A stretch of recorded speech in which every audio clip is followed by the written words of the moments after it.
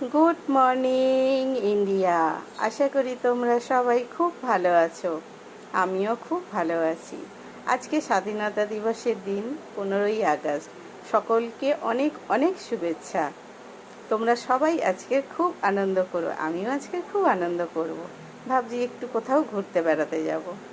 তোমরা যদি কেউ কোথাও ঘুরতে বেড়াতে যাও আজকের দিনে, আমাকে কমেন্ট করে অবশ্যই জানিও।